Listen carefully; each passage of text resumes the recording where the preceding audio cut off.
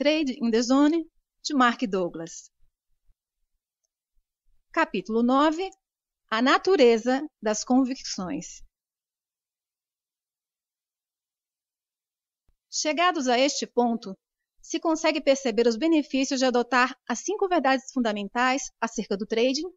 A tarefa agora é aprender como integrar devidamente estas verdades no seu sistema mental, sob a forma de convicções elementares, sem entrarem em conflito com quaisquer outras convicções que possa defender. À primeira vista, pode parecer uma tarefa desencorajadora, e, em outras circunstâncias, eu até concordaria consigo. Mas não, porque no capítulo 11 irei apresentar um exercício de trading simples, especificamente concebido para integrar devidamente estas 5 verdades sob a forma de convicções a um nível funcional. Um nível funcional é onde trabalhamos naturalmente com um estado mental despreocupado, tendo a noção exata do que precisa ser feito e com a capacidade de o fazer sem hesitação ou conflito interno. No entanto, alerta os que já tenham espreitado para o exercício. À primeira vista, o exercício de trading parece tão simples que podem sentir-se tentados a fazê-lo agora, antes de compreenderem as implicações de o fazer. Sugiro que reconsiderem. Há algumas dinâmicas sutis, embora profundas, envolvidas no processo de aprender a integrar novas convicções e a alterar outras existentes que entrem em conflito com as novas. Compreender o exercício de trading em si é fácil. Compreender como o utilizar para mudar as suas convicções é uma questão completamente diferente. Se fizer o exercício sem compreender os conceitos apresentados neste capítulo e no seguinte, não irá obter os resultados desejados. Também é importante que não dê por adquirido o esforço mental que terá de despender para aceitar totalmente esses princípios de sucesso, independentemente se os compreende bem ou não. Lembre-se de Bob, que acreditava que compreendia profundamente o conceito de probabilidades, mas não foi capaz de trabalhar numa perspectiva probabilística. Muitas pessoas cometem o erro de partir do princípio de que, quando compreendem algo, esse novo conhecimento torna-se automaticamente uma parte funcional da sua identidade. Na maior parte das vezes, compreender um conceito é só o primeiro passo do processo da sua integração a um nível funcional. Isto verifica-se especialmente para conceitos que lidam com o pensamento probabilístico. As nossas mentes não estão naturalmente programadas para serem objetivas ou ficarem no momento presente. Isso significa que temos de treinar ativamente as nossas mentes para pensarem desse ponto de vista. Para além do treino, pode haver um sem número de convicções em conflito para resolver. As convicções em conflito terão o efeito de sabotar as melhores intenções para trabalhar com um estado mental objetivo ou para experimentar o fluxo de oportunidades do momento presente. Por exemplo, suponhamos que passou anos a aprender a ler os mercados, ou gastou muito dinheiro a desenvolver ou a comprar sistemas técnicos, só para conseguir descobrir o que acontecerá a seguir. Agora, chegou à conclusão de que não precisa de saber o que vai acontecer a seguir, e que, ao fazê-lo, está a limitar a sua aptidão para ser objetivo ou se focar no momento. O que temos é um conflito direto entre a convicção antiga de que precisa de saber o que vai acontecer a seguir para ser bem-sucedido e o novo entendimento de que não tem de o saber. Ora, irá o seu novo entendimento neutralizar subitamente todo o tempo, dinheiro e energia despendidos a reforçar a convicção de que precisa de saber? Quem dera fosse assim tão fácil. Para alguns sortudos pode ser. Se lembrar do capítulo 4, quando falei sobre a distância psicológica do código de software, eu disse que alguns traders podem já estar tão perto dessas novas perspectivas que tudo o que precisam é de reunir algumas das peças que faltam para criar uma experiência do tipo que altere o estado mental. No entanto, com base na minha experiência de trabalho com mais de 1000 traders, posso dizer que a maioria não está próximo desse estado mental. Para esses, pode ser preciso um considerável trabalho mental, além de muito tempo, para integrar devidamente os seus novos entendimentos sobre o trading nos seus ambientes mentais. A boa notícia é que, no final, o exercício no capítulo 11 irá estabelecer as 5 verdades fundamentais e resolver muitos dos conflitos potenciais, mas apenas se soubermos exatamente o que estamos a fazer e por que o estamos a fazer. Este é o assunto deste capítulo e do seguinte. As origens de uma convicção.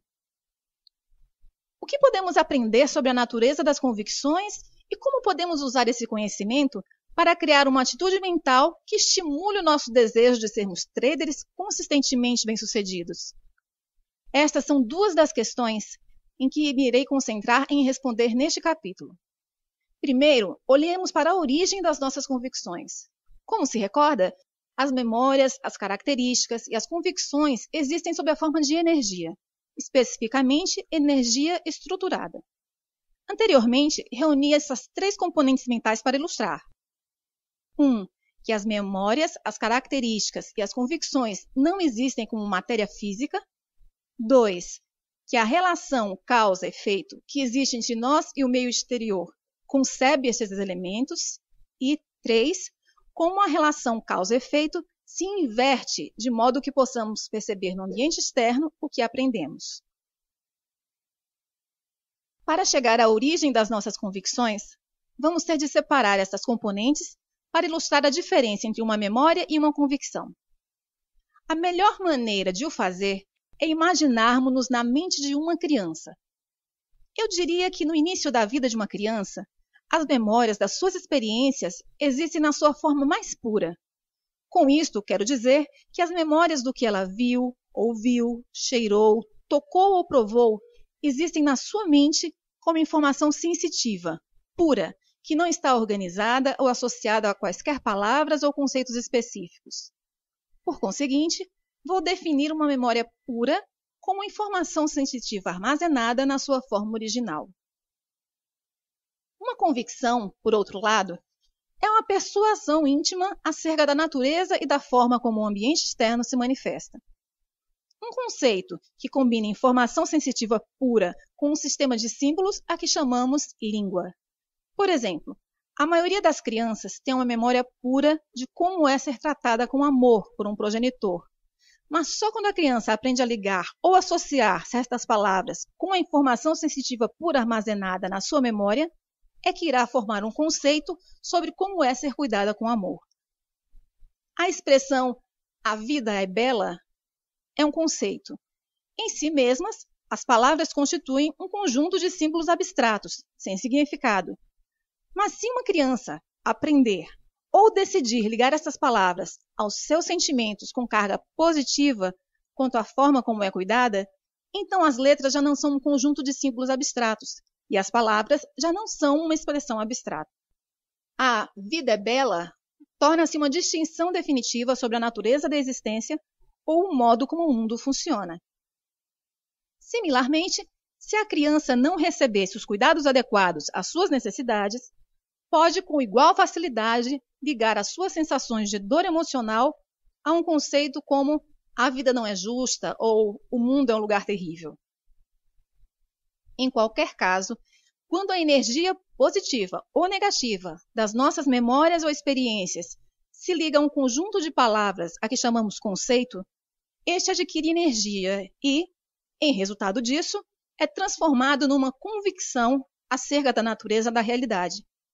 Se considerarmos que os conceitos são estruturados pelo sistema de uma língua e adquirem energia pelas nossas próprias experiências, torna-se claro por que me refiro às convicções como energia estruturada. Quando uma convicção surge, o que faz? Qual é a sua função? Em certos aspectos, parece ridículo colocar essas questões. Afinal, todos temos convicções. Estamos constantemente a expressar as nossas convicções tanto pela linguagem como através das nossas ações. Além disso, estamos constantemente a interagir com as convicções de outras pessoas quando elas as exprimem.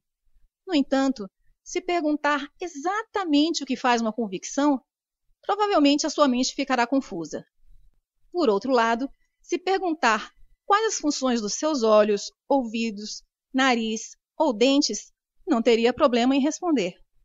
As convicções são componentes tão importantes da nossa Constituição, em termos do impacto que tem na qualidade das nossas vidas, que é uma das grandes ironias da vida que sejam aquelas em que menos pensamos e que menos compreendemos.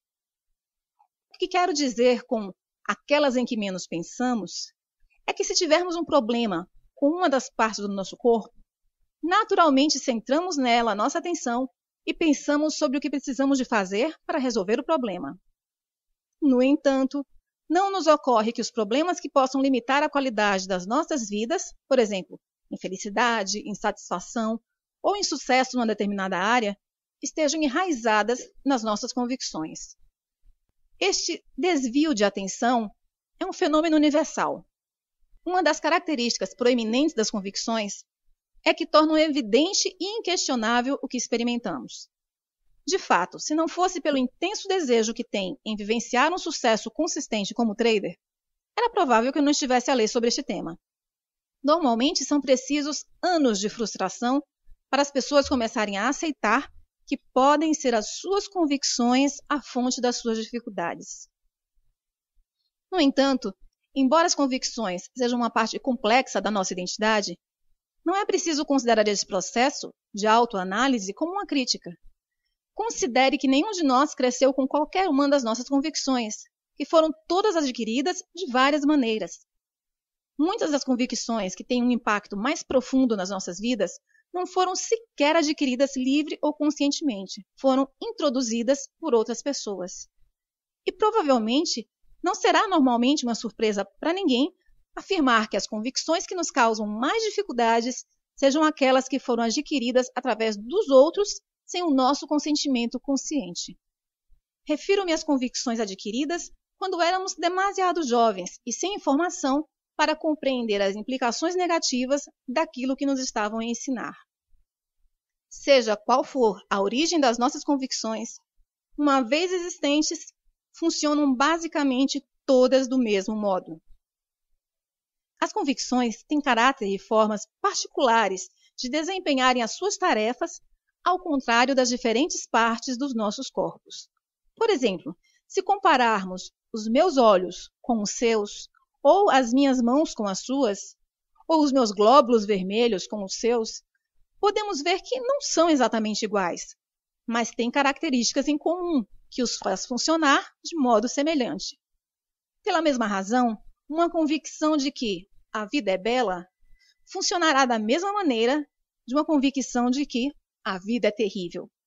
As duas convicções são diferentes e o efeito que cada uma tem na qualidade de vida de quem a profere é muito diferente, mas ambas as convicções irão funcionar exatamente da mesma forma. As convicções e o seu impacto nas nossas vidas. Num sentido mais amplo, as convicções moldam as nossas vidas. Como já referi, não nascemos com nenhuma das nossas convicções. Elas são adquiridas e, à medida que se adicionam umas às outras, a forma como vivemos as nossas vidas reflete aquilo em que aprendemos a acreditar. Pense como a sua vida seria diferente se tivesse nascido num sistema cultural, religioso ou político que tivesse pouco em comum com o seu atual. Pode ser difícil imaginar, mas aquilo em que teria aprendido a acreditar sobre a natureza da vida e o modo como o mundo funciona podia não ter nada a ver com aquilo em que hoje acredita, mas iria defender essas convicções com o mesmo grau de certeza com que defende as suas convicções atuais. Como as convicções moldam as nossas vidas? 1. Geram a percepção e a interpretação que fazemos da informação do meio ambiente de forma a ser compatível com aquilo em que acreditamos. 2. Criam as nossas expectativas. Lembre-se que uma expectativa é uma convicção projetada para algum momento no futuro. Como não podemos esperar algo que não conhecemos, também podíamos dizer que uma expectativa é aquilo que conhecemos projetado em algum momento futuro. 3. O nosso comportamento é coerente com aquilo em que acreditamos. 4. Finalmente, as convicções moldam a forma como nos sentimos quanto aos resultados das nossas ações. Não há muito na forma como atuamos em que as convicções não desempenham um papel importante. Acrescento a seguir um exemplo para ilustrar as várias funções de uma convicção. Na primavera de 1987, estava a ver um programa de televisão. Era sobre algumas celebridades que pregavam partidas umas às outras. Numa parte do programa, a estação de TV contratou um homem para ficar no passeio da Avenida Michigan, a segurar uma placa que dizia "Dinheiro grátis, só hoje". Para quem não conhece Chicago, a Avenida Michigan alberga muitos armazéns e lojas da moda. A estação de TV deu ao homem uma quantia considerável em numerário, com instruções para dar o dinheiro a quem o pedisse. Ora, se considerarmos que a Avenida Michigan é uma das zonas mais movimentadas da cidade, e se partirmos do princípio de que a maioria das pessoas que passaram pelo homem na rua conseguia ler a placa, quantas pessoas pensa que aceitaram a oferta e pediram dinheiro? De todas as pessoas que passaram e leram a placa, só uma parou e disse: "Fantástico! Pode dar-me 25 centavos para comprar um bilhete de ônibus?" Fora isso, ninguém sequer se aproximou do homem. O homem acabou por ficar frustrado, porque as pessoas não estavam a reagir como ele esperava. Anunciou o seu propósito mais alto: "Alguém quer dinheiro? Tenho dinheiro para dar. Ajudem-me a livrar-me dele." Todas as pessoas continuaram o seu caminho como se ele não existisse. De fato, reparei que algumas pessoas se desviaram mesmo do seu caminho para o evitar. Quando um homem de terno e gravata se aproximou, dirigiu-se a ele e disse: "Quer algum dinheiro?" O homem respondeu: "Hoje não." Frustrado, retorquiu: "Quantas vezes acontece isto? Importa-se de aceitar o meu dinheiro?" Enquanto tentava entregar ao homem algum dinheiro. O homem respondeu com um brusco "não" e continuou a andar. O que passa? Por que é que ninguém, exceto a pessoa que precisava do bilhete de ônibus, pediu dinheiro?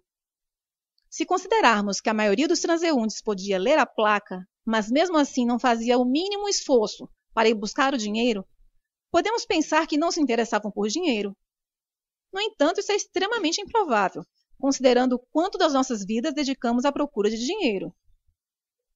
Se estamos de acordo que as pessoas conseguiam ler a placa e que o dinheiro é importante para elas, então o que as teria impedido de pedirem uma parte para si?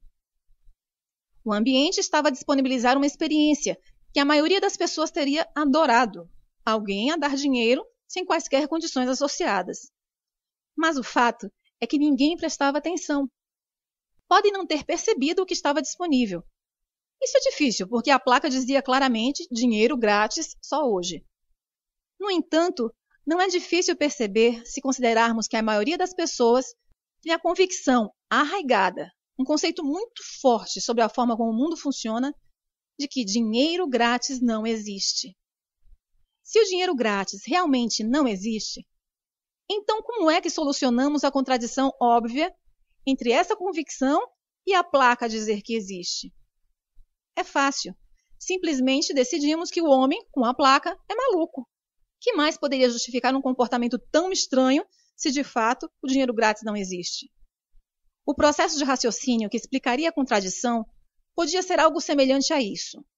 Toda a gente sabe que é raro obtermos dinheiro sem condições associadas, e muito menos de um estranho numa das ruas mais movimentadas da cidade. De fato, se o homem estivesse realmente a distribuir dinheiro, já estaria cercado pela multidão. Podia até colocar a sua vida em perigo. Deve ser maluco. É melhor afastar-me dele. Quem sabe o que poderá fazer?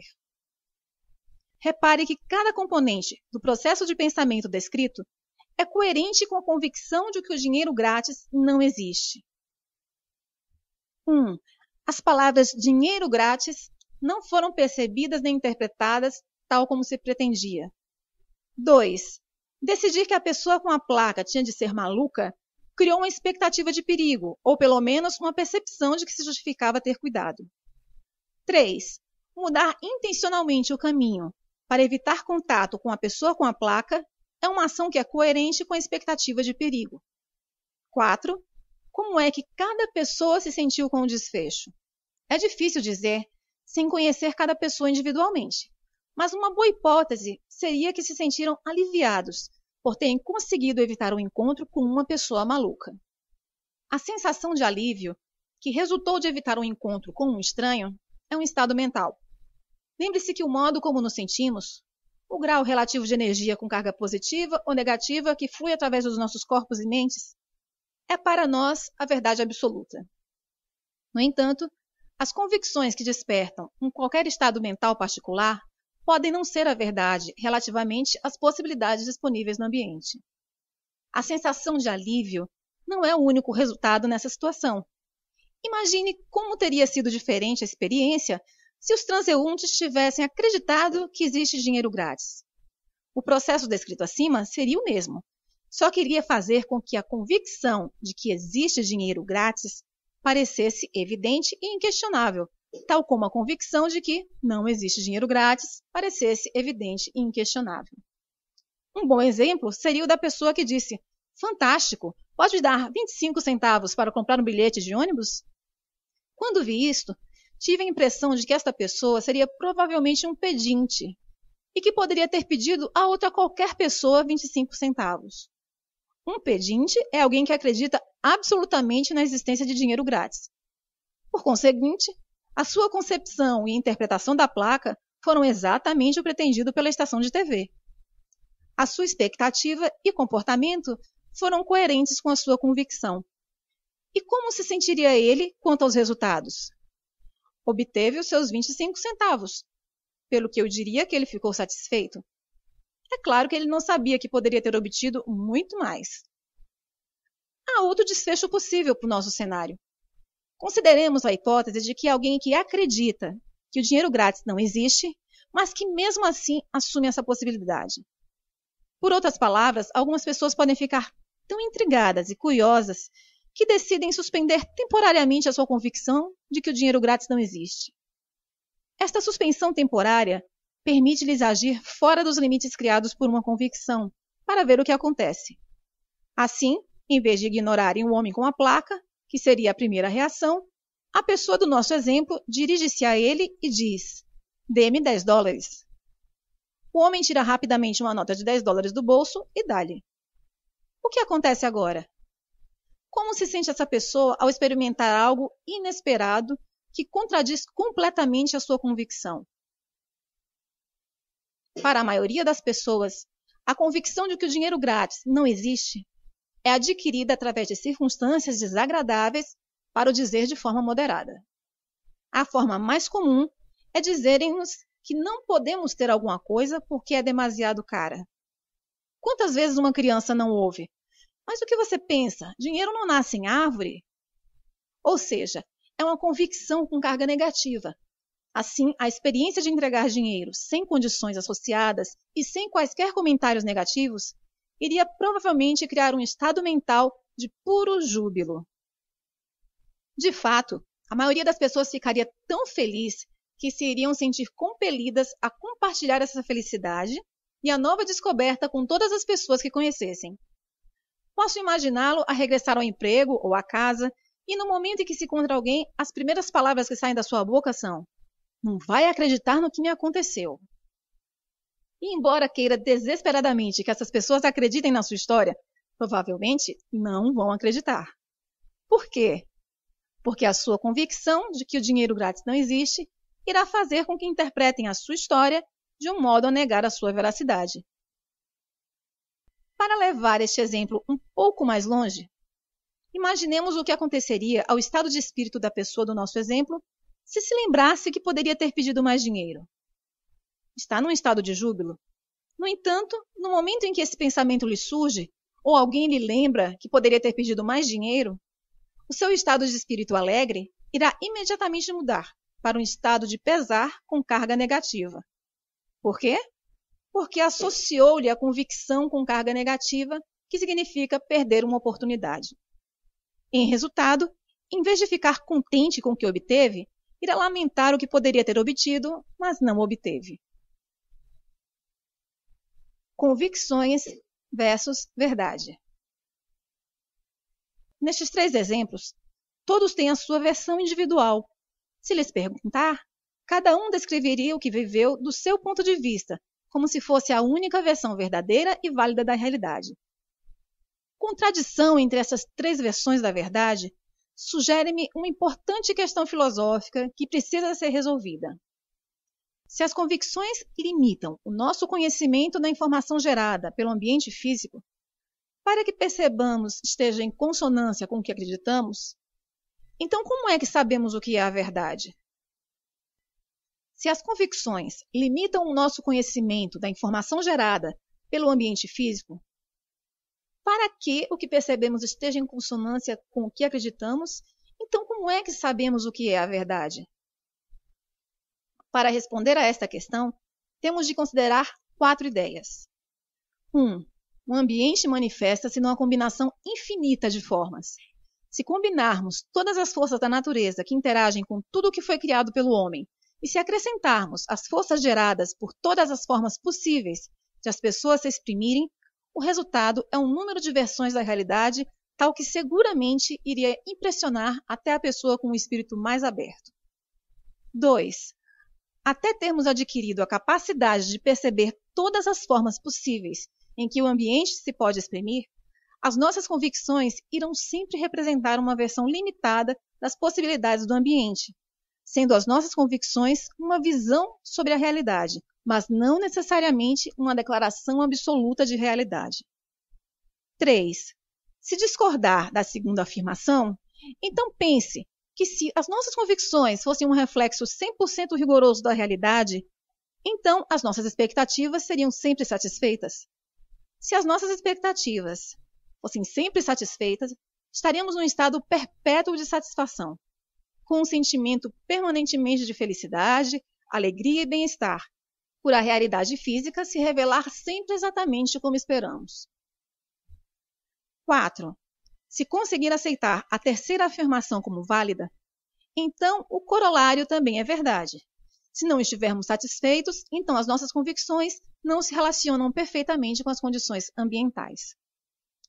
Tendo essas 4 ideias em consideração, consigo agora responder à questão: qual é a verdade?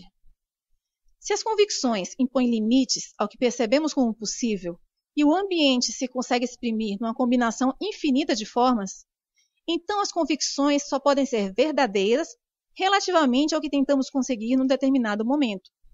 Ou seja, o grau relativo de veracidade inerente às nossas convicções pode ser medido pela forma como nos são úteis. Cada um de nós tem forças geradas internamente, curiosidades, necessidades, vontades, desejos, objetivos e aspirações, que nos compelem ou motivam a interagir com o ambiente físico.